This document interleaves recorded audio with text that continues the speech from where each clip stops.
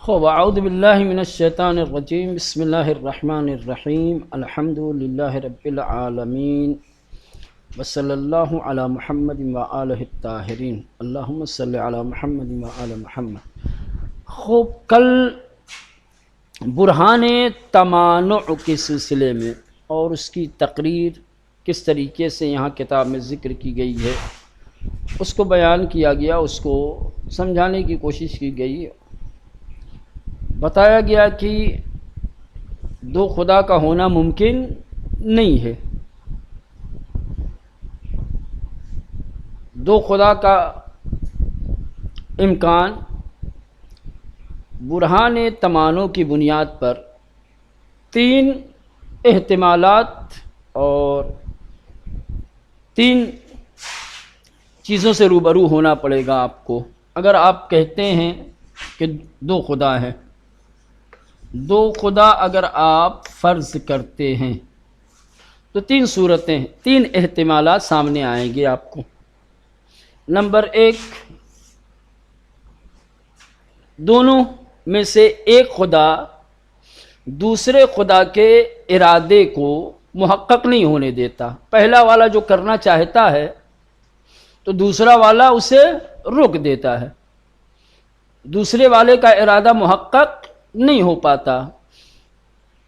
ایک غالب ہے اور ایک مغلوب ہے، ایک جیت جاتا ہے اور ایک ہار جاتا ہے، ایک کا ارادہ قوی ہے، ایک کا ارادہ کیا ہے؟ کمزور ہے۔ ٹھیک، دو خدا ہیں، ٹھیک، پہلا خدا دوسرے خدا کے ارادے کو محقق ہونے نہیں دیتا۔ تو ظاہر سی بات ہے اس احتمال میں کہ جب دو خدا فرض کیے جائیں گے اور دو میں سے ایک ایسا ہوگا کہ جو دوسرے کو اس کے ارادے میں کامیاب ہونے نہیں دے گا، اس کے ارادے کو محقق ہو یا وہ جو کرنا چاہتا ہے اس کو کرنے نہیں دے گا، دوسرا والا مغلوب ہو جائے گا، پہلا والا غالب۔ تو جو غالب آ جائے، جو دوسرے کے ارادے کو محقق نہ ہونے دے، وہی خدا ہوگا، وہی خدا ہوگا جس کا ارادہ غالب ہے، جو دوسرے کے ارادے کو محقق نہیں ہونے دیتا، جو قدرت مند ہے، جو طاقتور ہے، وہی کیا ہے مولانا؟ خدا ہے۔ ایک دوسرے پر غالب ہے، ایک دوسرے پر غالب ہے، تو جو غالب ہے وہ خدا ہے، دوسرا نہیں ہو سکتا جو مغلوب ہو رہا۔ دوسری صورت یہ ہے کہ دونوں ایک دوسرے کے ارادے کے تحقق سے مانے ہوں، دونوں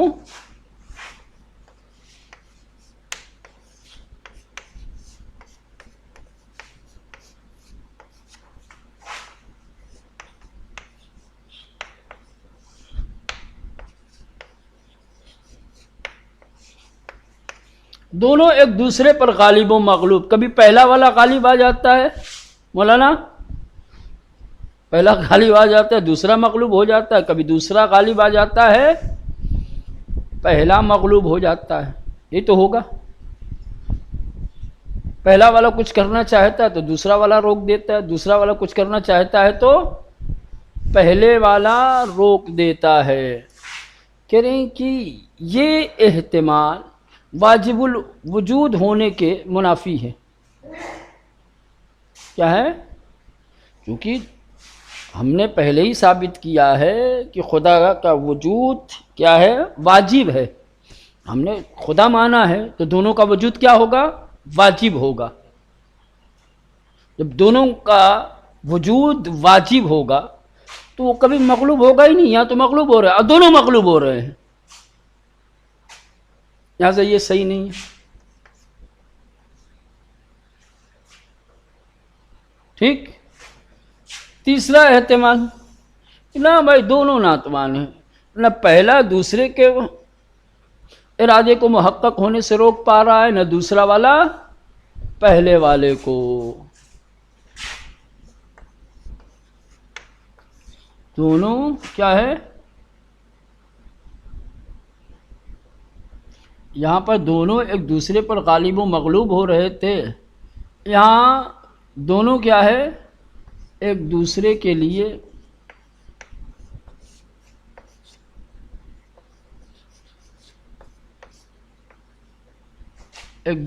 لیے غالب و مغلوب نہیں ہیں.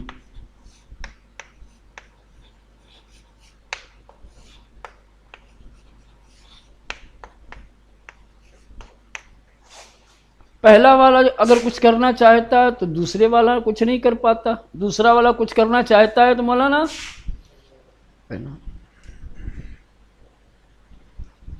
ٹھیک. تو یہ احتمال کیا ہے؟ عجز و ناتوانی.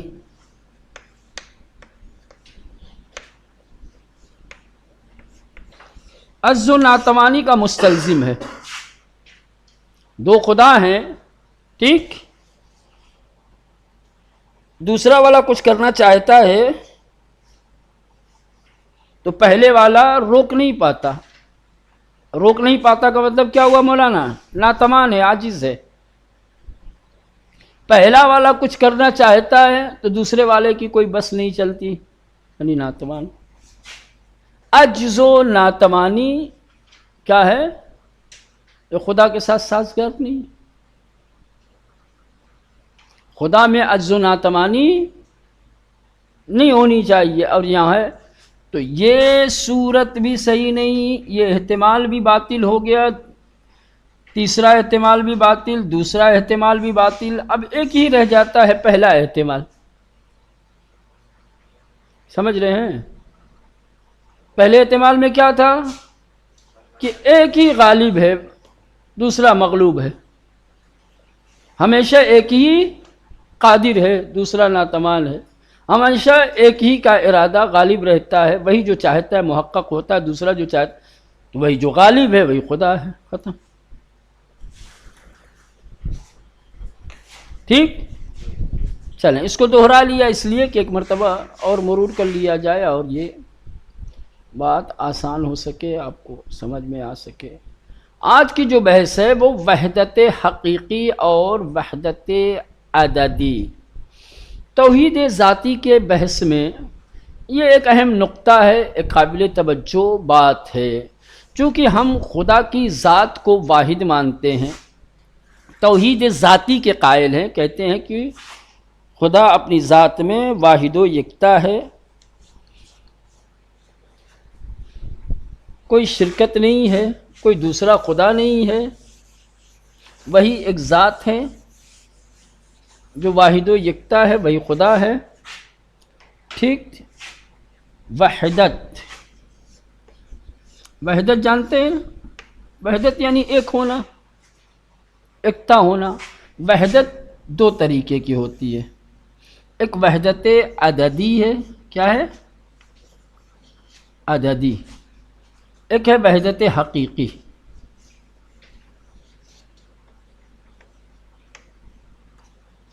وحدت عددی کیا ہے؟ عدد تو جانتے ہیں نا، ایک سے لے کر کے بے انتہا، 1 2 3 4. اس کا مطلب ہے ایک، اس کا مطلب بھی ایک ہے. فرق کیا ہے دونوں میں؟ وحدت عددی میں ایک کے مقابلے میں دوسرا تیسرا چوتھا متصور ہو سکتا ہے. ایک کے مقابلے میں دوسرے کو لایا جا سکتا ہے، 3 کو لایا جا سکتا ہے، 4 کو لایا جا سکتا ہے. یہ عدد ایک دوسرے کی نفی نہیں کرتا. آپ نے کہا ایک تو اس کا مطلب یہ کہ دوسرا نہیں ہے بھائی، دوسرا بھی ہے. 3 نہیں ہے، 3 بھی ہے، 4 نہیں ہے. یہ عدد والی جس کو کہا جاتا ہے گنتی والے ایک ہے نا، تو اس کو کہتے ہیں وحدت عددی. ٹھیک. عدد میں، گنتیوں میں ایک. ہم جو خدا کی ذات کو واحد مانتے ہیں تو کیا اس سے مراد وحدت عددی ہے؟ نہ، یہ مراد نہیں ہے، چونکہ اگر یہ مراد لیں گے تو پھر یہ بات متصور کی جائے گی کہ اس کے مقابلے میں 2 بھی ہے، 3 بھی ہے، 4 بھی ہے، سمجھ رہے ہیں؟ وحدت حقیقی ایسی وحدت اور ایسی اکائی کو کہتے ہیں کہ جس کے مقابلے میں دوسرے کا تصور ہی نہ ہو۔ بات سمجھ میں آئی مولانا؟ گنتی میں 1 کے بعد 2 ہے، 2 کے بعد 3 ہے، اب جس کو چاہے لا دو 1 کے مقابلے میں، ہے نا؟ جب 1 آپ کہیں گے تو اس 1 کہنے سے اس کی نفی نہیں ہوگی کہ 2 نہیں ہے۔ 1 کہہ دیا تو 1 ہی، اب 2 نہیں ہے، تیسرے کا وجود نہیں ہے، چوتھے کا وجود نہیں ہے نا؟ اس 1 کے ساتھ ساتھ 2، 3، 4 اور باقی کی جو دوسری عددیں ہیں وہ سب کیا ہے مولانا؟ تصور کی جا سکتی ہیں، ان کو 1 کے مقابلے میں لایا جا سکتا ہے، لیکن وحدت حقیقی ایسی یکتائی اور ایسی وحدت ہے کہ جس کے مقابلے میں کوئی دوسرا متصور ہی نہیں ہے، جس کے مقابلے میں کسی اور کو لایا ہی نہیں جا سکتا، ہے ہی نہیں کوئی کہ کسی کو لایا جائے، اس کو کہتے ہیں وحدت حقیقی۔ ٹھیک مولانا، سمجھ میں آئی بات؟ وحدت عددی ایسی وحدت ہے کہ جس وحدت کے مقابلے میں کیا ہے؟ دوسری عدد کو لایا جا سکتا ہے، مثلا 2، 3، 4، 5، 6، یہ تمام عدد۔ وحدت عددی میں جب 1 کہا جاتا ہے تو اس سے دوسرے کی نفی نہیں ہوتی ہے، لیکن وحدت حقیقی ایسی وحدت ہے کہ جس کے مقابلے میں کسی دوسرے کو لایا ہی نہیں جا سکتا، یا دوسرا اصلاً متصور ہی نہیں ہے۔ یہاں 1 کہہ دیا، بات ختم ہو گئی، اب 2 کا تصور نہیں ہو سکتا۔ ٹھیک مولانا؟ تو اب سوال یہ ہے کہ یہ بحث کیوں کی ہے؟ بحث اس لیے کہ ہم خداوند متعال کو کیا ہے؟ ذاتاً واحد مانتے ہیں، توحید ذاتی کے قائل ہیں، کہتے ہیں کہ توحید ذاتی، خداوند متعال کی ذات واحد ہے۔ تو کون والی واحد ہے؟ یہ والی واحد ہے یا یہ والی واحد ہے؟ توحید ذاتی سے مراد توحید یا وحدت عددی ہے یا وحدت حقیقی ہے؟ کریں یہ وحدت حقیقی ہے، وہ نہیں۔ ٹھیک، ہاں، چونکہ یہ اگر مانیں گے تو کیا ہے؟ اس وحدت کے ساتھ ساتھ دوسرے کا بھی تصور کیا جا سکتا ہے، ہوگا۔ واضح ہوا؟ پڑھا جائے؟ چلیں جلدی سے۔ وحدت حقیقی و وحدت عددی در پایان بحث از توحید ذاتی، کرے توحید ذاتی کے بحث کے آخری حصے میں مناسب اس بہتر ہے کہ نقطۂ را یادآور شویم، کہ ہم ایک قابل توجہ بات اور نقطہ یاد دلائیں آپ کو۔ وحدانیت و یکتائی خداوند در نظر بسیاری از مردم، کہہ رہے ہیں کہ اللہ تعالیٰ کی وحدانیت اور اس کی یکتائی بہت سارے لوگوں کی نظروں میں اور نگاہوں میں در قالب وحدت عددی تصور میں شود، یہ وحدت عددی کے قالب میں متصور، آسان لفظوں میں کہو، اکثر لوگ خدا کی ذات میں جو توحید کے قائل ہیں یا توحید ذاتی میں کیا ہے؟ وحدت عددی ان کو سمجھ میں آتی ہے۔ اس سے جب کہا جاتا ہے کہ خدا ایک ہے تو سمجھتے ہیں کہ یہ عدد والا ایک ہے۔ بات سمجھ میں آئی مولانا؟ وہی کہہ رہے ہیں کہ خدا کی وحدانیت اور اس کی یکتائی بہت سارے لوگوں کی نظروں میں، بہت سارے لوگوں کی نگاہوں میں وحدت عددی کے قالب میں کیا ہے؟ متصور ہے۔ یہ تصور کرتے ہیں کہ خدا واحد ہے، یعنی وحدت عددی رکھتا ہے، یعنی معنی یکی بودن خدا، یعنی خدا کا ایک ہونا، ہمون معنی اس کی معمولاً از عبارت یک خورشید و یک زمین مورد نظر۔ معمولاً جب ہم کہتے ہیں خدا ایک ہے تو یہ ایسے ہی ہے جیسے ہم کہتے ہیں کہ سورج ایک ہے، چاند ایک ہے، زمین ایک ہے، آسمان ایک ہے۔ جیسے ہم چاند اور سورج کو کہتے ہیں کہ ایک ہے، ایسے ہی گویا ہم جب کہتے ہیں کہ خدا واحد ہے تو یہی معنی مراد ہوتا ہے، چاند اور سورج کے ایک ہونے والے کی طرح سے، ٹھیک۔ لیکن تأمل جرف عقلانی از یکسو، لیکن جب آپ عقل کی گہرائی سے تأمل کریں گے، غور و فکر کریں گے، عقل کو جب بروئے کار لائیں گے اور غامض نظر اور عقل سے جب آپ کام لیں گے، و تعالیم عمیق قرآن و سنت اسلامی السوء دیگر، اور دوسری طرف جب قرآن مجید اور روایات کی گہری تعلیم پر نظر ڈالیں گے تو معنی عمیق تری از توحید ذاتی را در اختیار ما نہادہ است۔ تو آپ دیکھیں گے کہ ہماری عقل اور قرآن و روایات کی تعلیم توحید کا ذاتی کا ایک گہرا معنی کیا ہے وہ ہمارے اختیار میں دیتا ہے، ہمیں بتاتا ہے۔ یعنی ہم توحید ذاتی کے سلسلے میں جو معنی تصور کرتے ہیں اس سے ہٹ کر کے اس سے اور گہرا معنی قرآن اور روایات توحید کے بارے میں ہمیں دیتا ہے۔ عام طور سے توحید ذاتی کا معنی وہی توحید عددی والا، ایک سورج ایک چاند کے مقابلے میں ہوتا ہے نا، کی طرح ہوتا ہے۔ لیکن آپ جب قرآن دیکھیں گے، روایات دیکھیں گے، اسلام کی تعلیمات پہ جب نظر ڈالیں گے تو قرآن و اسلام کی تعلیمات نے توحید کا جو معنی ہمارے اختیار میں دیا ہے، جو ذکر کیا ہے، جو بیان کیا گیا ہے، وہ یہ پہلے والے معنی سے کہیں زیادہ گہرا ہے، دقیق ہے، کہ جسے وحدت حقیقی تعبیر میں شود، کہ جس کو آپ وحدت حقیقی کہہ سکتے ہیں۔ عام لوگ وحدت سے مراد یہ وحدت سمجھتے ہیں، لیکن قرآن و روایات کی تعلیم یا یوں کہا جائے اسلام کی تعلیم، ٹھیک ہے، خدا کی توحید کا جو معنی ہمیں بتاتا ہے وہ نہیں ہے، کیا ہے، یہ حقیقی والا ہے۔ اب بتائیں گے دونوں فرق کیا ہے۔ کہہ رہے ہیں وحدت عددی در مواردیس کے، کہہ رہے ہیں کہ وحدت عددی وہاں پر ہوتا ہے کہ جہاں پر شیء تحت مفہوم عام میں قرار دارت، کہ جہاں ایک شے ایک عام مفہوم کے تحت واقع ہو۔ جب کوئی چیز ایک عام مفہوم کے تحت واقع ہوتی ہے تو وہاں وحدت عددی بے گونئی کے وجود مصادیق متعدد برائے المفہوم ممکن ہے، اس طریقے سے کہ اس مفہوم کے لیے متعدد مصادیق کیا ہے، ممکن ہے کہ اس عام مفہوم میں دوسرے اور مصادیق بھی کیا ہے شامل ہو سکے، ان کا تصور کیا جا سکتا ہے، جو اسی کے مشابہ ہو یا اسی کے جیسا ہو، اس کو فرض کیا جا سکتا ہے۔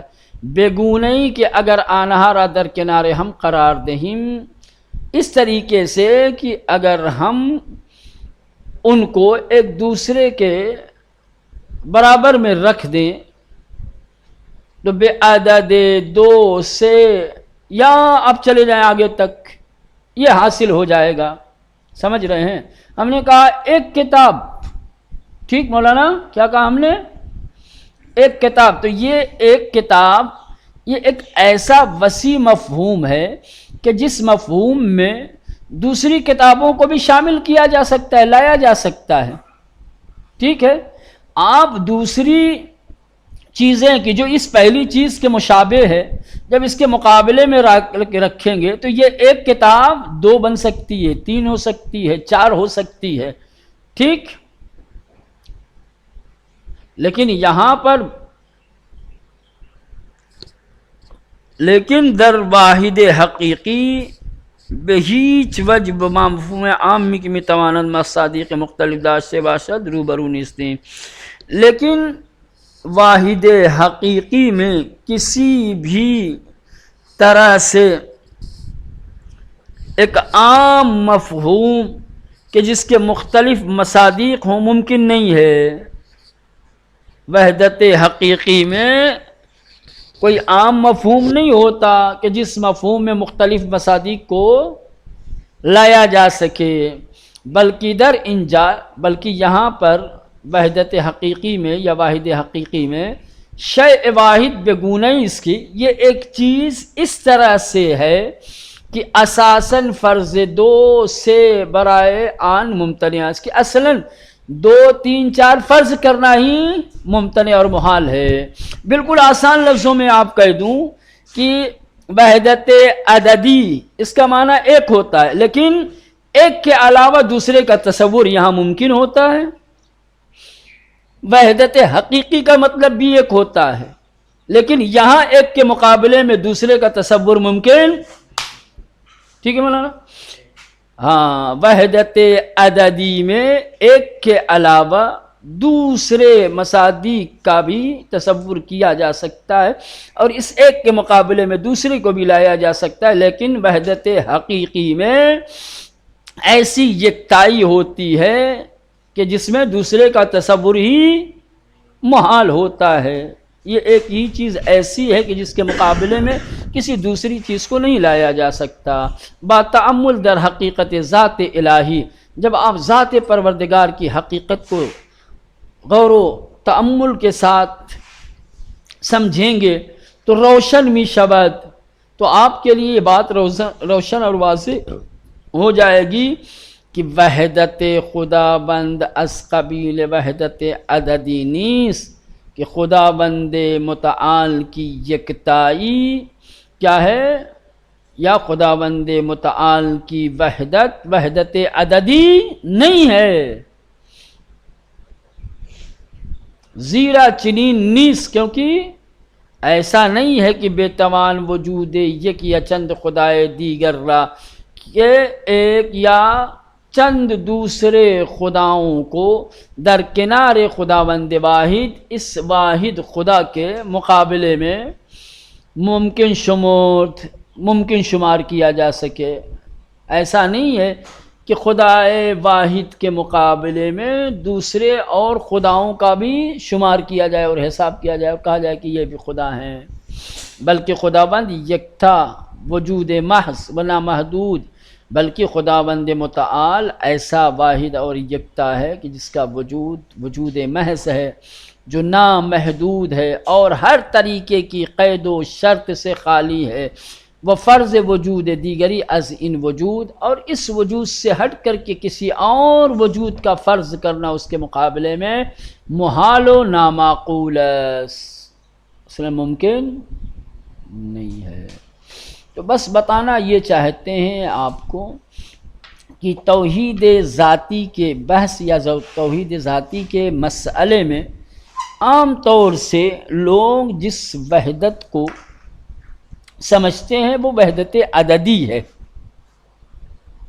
کیا ہے؟ وحدت عددی ہے، جبکہ قرآن و روایات کی تعلیم توحید ذاتی کے سلسلے میں